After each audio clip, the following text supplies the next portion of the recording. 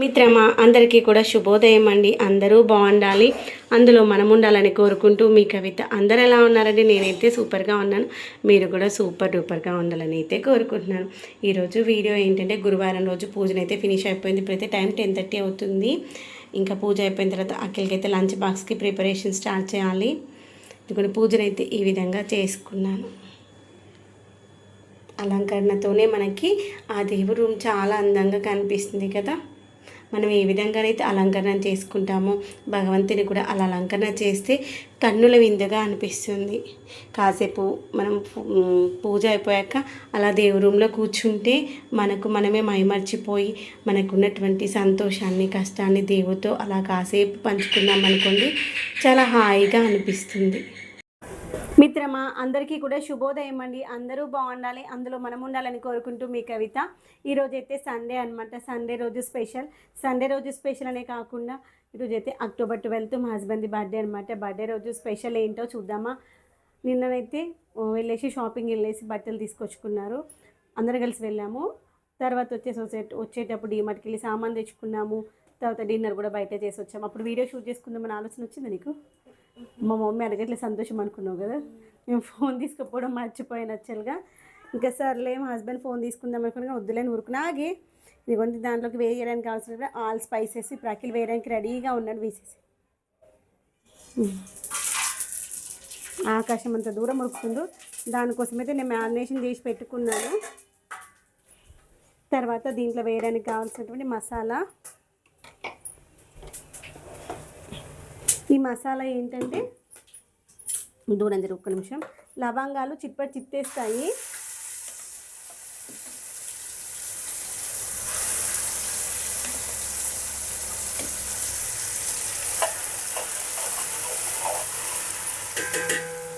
నేను దీంట్లో ఏం వేసుకున్నానంటే, ఉల్లిగడ్డలు 4 ఉల్లిగడ్డలు, 2 టమాటాలు, తర్వాత వచ్చేసి కొత్తిమీర, పుదీనా ఇవి వేసేసి కొంచెం సేపు ఆయిల్ వేసేసి మంచిగా మగ్గనిచ్చేసాను. కొంచెం పెద్ద స్పూన్ తెచ్చుకోప్పటికి, ఇంత చిన్న స్పూన్ కష్టమవుతుంది. తర్వాత వచ్చేసి ఇదిగోండి, నేను చికెన్ మ్యారినేషన్ చేసుకున్నాను కదా. చికెన్ మ్యారినేషన్ చేసేటప్పుడు ఏం వేసిందో చెప్తాను, ఒక్క నిమిషము. ఇది మనకి మటన్ కర్రీలో కూడా కావాలి. పెద్దది మనము అది కాదే,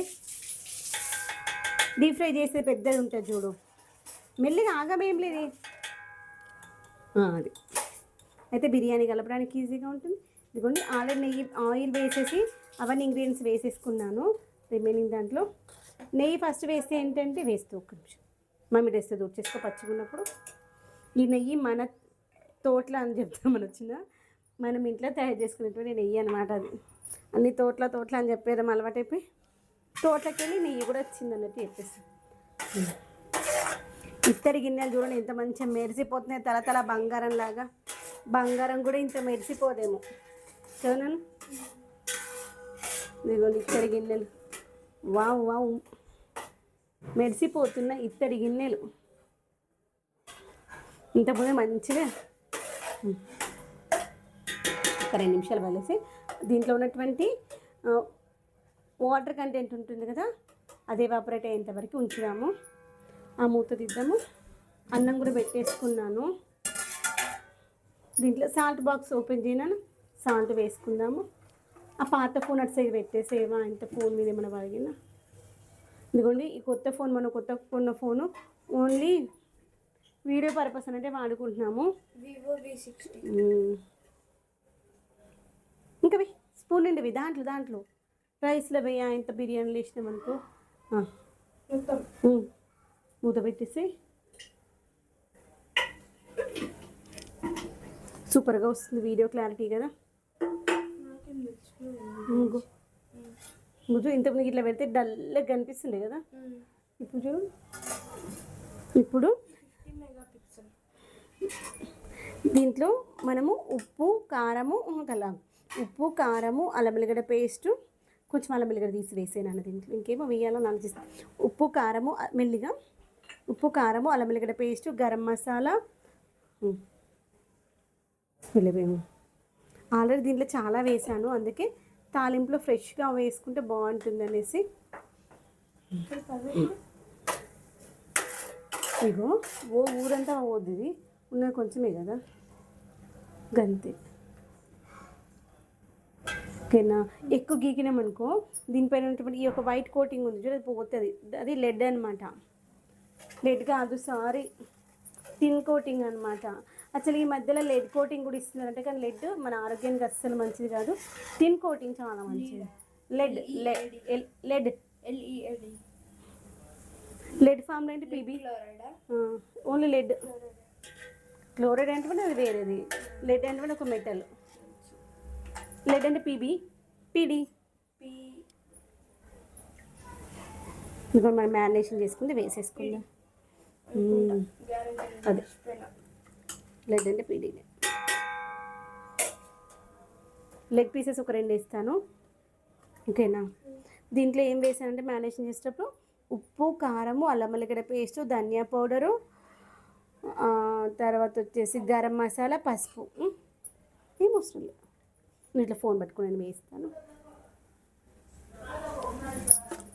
ఒకసారి మనం మంచిగా కలిపేసుకుందాము. పైకి లేదు, ఇది మొత్తం బిర్యానీలో కాదు, అందుకోసమని దీంట్లో ఉన్నటువంటి గ్రేవీ దూరం జరిపాయి, ఫోన్ మీద పడగిన గ్రేవీ.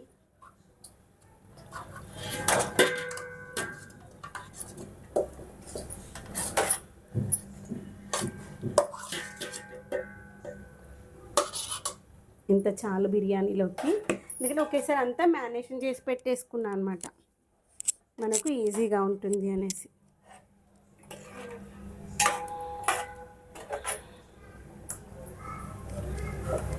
అంటున్నా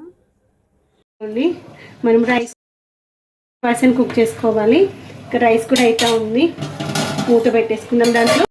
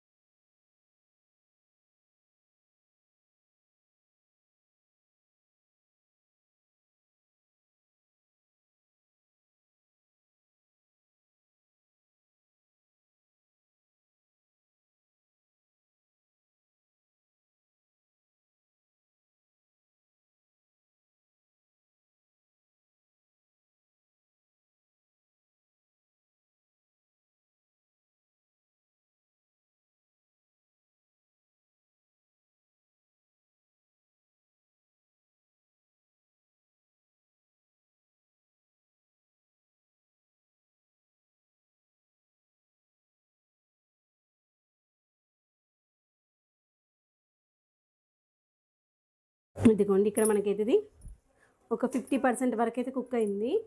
ఇక్కడ రైస్ కూడా 50% కంటే ఎక్కువ కుక్ అయింది.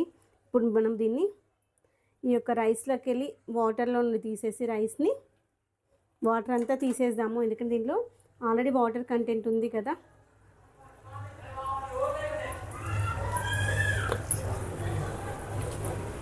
ఎందుకు ముందే వేస్తున్నానంటే అన్నం మంచిగా కుక్ అయిపోతుంది, బిర్యానీలో ఉన్నటువంటి ఆ యొక్క చికెన్ పీసెస్ కూడా మంచిగా కుక్ అవుతే అసలు అడగ అంటుంది అనమాట, కొంచెం గ్రేవీ ఎక్కువగా ఉంటే.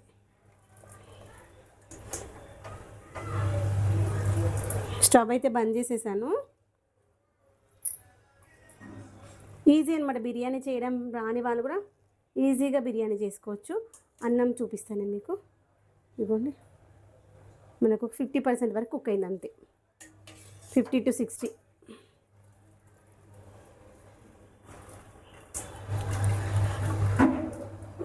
ఒకవేళ మనకు అన్నంలో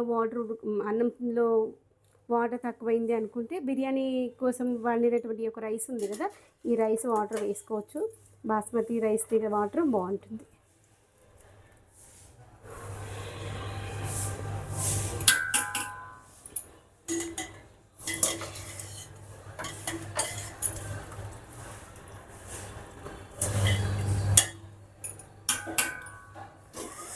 దీంట్లో ఉన్న వాటర్ తీసేసి రిమైనింగ్ రైస్ కూడా వేసేసుకుందాం. రైస్ అయితే వేసేసాను, ఇలా మంచిగా ఫ్లాట్గా వేసేసిన తర్వాత దీనిపైన మూత పెట్టేసి దీనిపైన బరువు పెట్టాలి. బరువు అంటే ఏదో గిన్నెలు తెచ్చి పెట్టుకోవచ్చు, దానికంటే ఇలా మనం అన్నం అనుకునేటువంటి గిన్నె ఉంది, 2 చేతులతో బరువు ఎక్కువ ఉంటుంది. బరువు చాలా ఉంది, గిన్నె కాలే గిన్నె చాలా బరువు ఉంది. ఇలా గిన్నె బరువు పెట్టుకున్నాం అనుకుని దాంట్లోకి వెళ్ళి అస్సలు వేఫర్స్ బయటకు రావు, ఆవిరి బయటకు రావు, మంచిగా ఉడుకుతుంది. ఓకేనా. తర్వాత చికెన్ కర్రీ మటన్ కర్రీ కూడా చేసేసుకుందాం. ఇదిగోండి బిర్యానీ కోసం అయితే పెట్టేశాను, సిమ్లో పెట్టేసి అవసరం లేదా.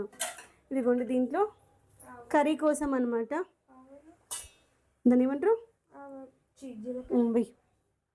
సరిపోతుంది. ఫ్రెండ్స్ ఒకసారి అయితే చెక్ చేద్దాము, 20 మినిట్స్ అవుతుంది. మనం ఏంటంటే ఈ పైన పెట్టిన గిన్నె ఉంది కదా, దీంట్లో వాటర్ మనకి గోరువెచ్చగా ఉండాలి. ఆల్రెడీ గోరువెచ్చకంటే కొంచెం ఎక్కువైంది, అందుకనే కొంచెం దూరం వరకు వేఫర్స్ వస్తాయి. దీనికి ఉన్నటువంటి ఆవిరి దాంట్లో అనేసి ఒక్కసారి మూత పక్కన పెట్టేసి జాగ్రత్త తగలకుండా ఉంటుంది.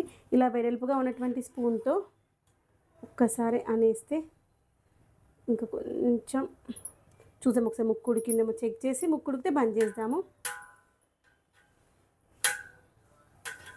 ముక్క ఇంకా కొంచెం ఉడకాలి, అప్పుడే అడగంటడం కూడా స్టార్ట్ అయినట్టుంది. ఒకసారి కలిపేసి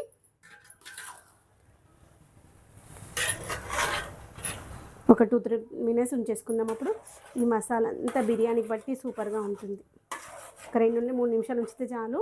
పైన మనం మూత పెడతాం కదా, ఆవిరి బయటకు వెళ్ళకుండా మంచిగా కుక్ అవుతుంది.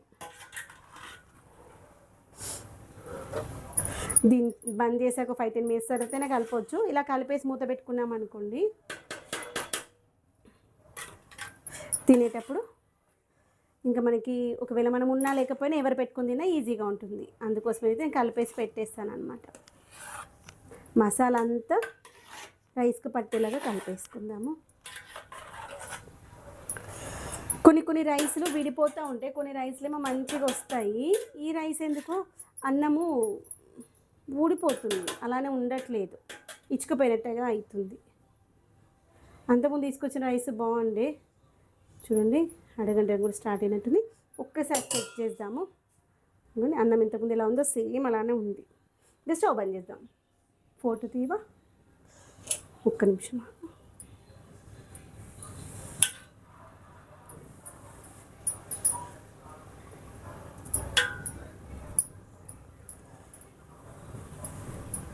చూపిస్తుందా నీట్గా? అది వీడియో ఆఫ్ చేసేసి ఫోటో